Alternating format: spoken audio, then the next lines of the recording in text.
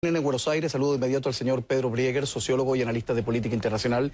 Bienvenido, muy buenas tardes. Buenas tardes, Camilo. Señor Brieger, Mandela ya está instalado en la mitología universal, lo que significa que ya ha comenzado su proceso de marmolización, desgraciadamente. No lo podemos impedir, pero sí podemos significar lo mejor de su legado. ¿Qué es lo que queda del mejor Mandela? Es una buena pregunta, Camilo, porque hoy incluso sus enemigos de antaño lo están elogiando. Entonces uno se pregunta cuál era el legado de Mandela. Creo que hay diferentes Mandelas. Hay un Mandela abogado, dirigente político que apoyaba a los trabajadores, que buscaba organizarlos, negros, indios, hasta que decide comenzar la lucha armada en contra del régimen del apartheid. Hay que tomar en cuenta que el régimen de la discriminación racial legalizado en Sudáfrica, además, es parte de la herencia colonial y que Mandela fue parte de una camada de dirigentes políticos que en la década del 50 y del 60 se levantaron en casi toda África en contra de las prácticas coloniales que habían impuesto los españoles, los belgas, los franceses, los ingleses, los alemanes, los portugueses y, por supuesto, con el sistema del apartheid en Sudáfrica. Lo que pasa es que él se hace más conocido fuera de Sudáfrica a raíz de su larga permanencia en prisión, 27 años. Pero me parece que hay varios elementos interesantes para analizar de lo que se llama el legado de Mandela. Y en primer lugar, que él nunca se confundió ni olvidó quiénes habían sido sus amigos y sus enemigos, o más bien decir, quiénes habían apoyado el apartheid o luchado en contra del apartheid. Porque muchos de los que hoy se llenan la boca de palabras de elogio hacia Nelson Mandela, en su momento no solamente que lo combatieron a él, sino que apoyaban el régimen del apartheid.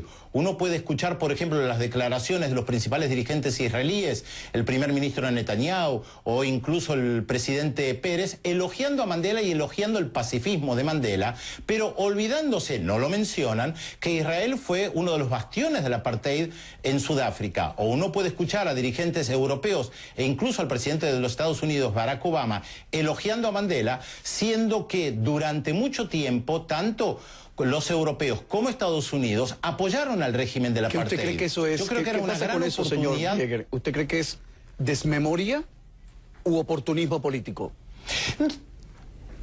Creo que hay un poco de los dos. Yo creo que hubiera sido una buena oportunidad para muchos dirigentes políticos europeos y estadounidenses de pedirle perdón al pueblo sudafricano por haber apoyado, financiado y armado al apartheid en contra de la mayoría de la población. Por eso se quiere rescatar, yo diría casi un Mandela edulcorado, un Mandela anciano, sabio, que estaba a favor de la reconciliación. Cosa que es verdad, sin lugar a dudas. Cuando él llega a la presidencia, toma el camino de la reconciliación, le tiende una mano a los blancos que lo habían oprimido, que lo habían mandado a la cárcel, y trata de construir efectivamente una Sudáfrica de todos, de blancos, negros, indios, mulatos, sin lugar a dudas.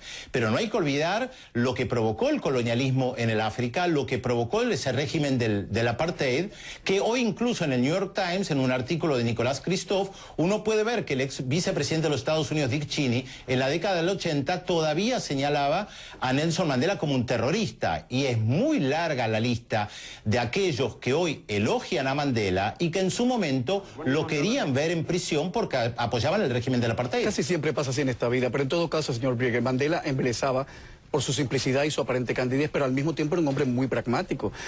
Yo recuerdo que a los críticos de su cercanía con Fidel Castro y Muammar Gaddafi, Mandela insistía una y otra vez en que no iba a renunciar a ningún partido de la lucha contra el apartheid, que todo le venía bien si uno estaba contra el apartheid. Mucha gente no entendió esa postura y mucha gente no entiende esa postura todavía hoy.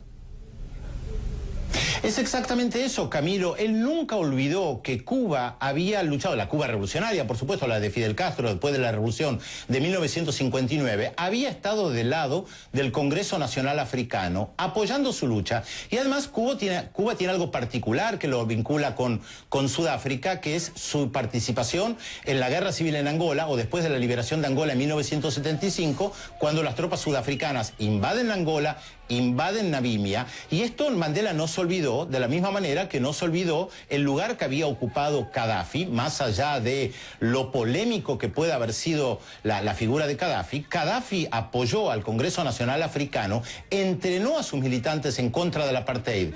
Cuando Mandela sale de prisión, visita a Gaddafi, visita a Fidel Castro, lo invita a Fidel Castro también para su asunción a la presidencia en el 94, y como bien dices, Camilo, no se olvidó de quienes habían estado a favor del apartheid y en contra del apartheid. Sin rencor, por supuesto, él le tendió la mano a sus carceleros, le tendió la mano a los británicos, a los norteamericanos que habían apoyado el apartheid, pero nunca olvidó ni renegó de aquellos que habían efectivamente estado desde siempre en contra del apartheid. Por eso su figura también se agiganta en el África. Esto los africanos lo tienen muy claro. Tal vez los que viven en el mundo occidental se lo olvidan un poco, pero todos aquellos que viven en África lo saben perfectamente. Oiga, señor Brieger, nos quedan 2 minutitos nada más, pero yo quiero centrarnos en el año 2004, porque en el año 2004 Mandela anunció que se retiraba de su retiro. Esa fue la palabra que usó. Retiraba de su retiro y se distanció todavía más, si cabe, de la vida pública. ¿Cree usted que ya estaba decepcionado de lo que les rodeaba, de la clase política sudafricana, de sus compatriotas? Es verdad que el Congreso Nacional Africano, después de que acceda a la presidencia, tiene muchos problemas internos, denuncias de corrupción, de enfrentamientos internos. Creo que también hay que tomar en cuenta que Nelson Mandela estuvo 27 años en prisión, fue durante varios años presidente de Sudáfrica, que era ya un hombre mayor, cansado, pero nunca dejó de activar en política. Su vida era la política. Es lo que alguna vez le recriminó una de sus hijas. Él fue el padre de la patria, pero se olvidó un poco de sus propios hijos. La política era la esencia de su vida. Cuando le dedica los últimos años a la lucha en contra del SIDA es porque se da cuenta que es un flagelo que toca a Sudáfrica, y no solamente a Sudáfrica, al África, y que es importante seguir desde otra trinchera luchando en contra de los problemas más acuciantes que vive la población. En este sentido, uno no puede pensar en el retiro de Mandela, incluso lo simbólico que fue en el Mundial de Rugby, lo simbólico que fue su visita al Mundial de Fútbol.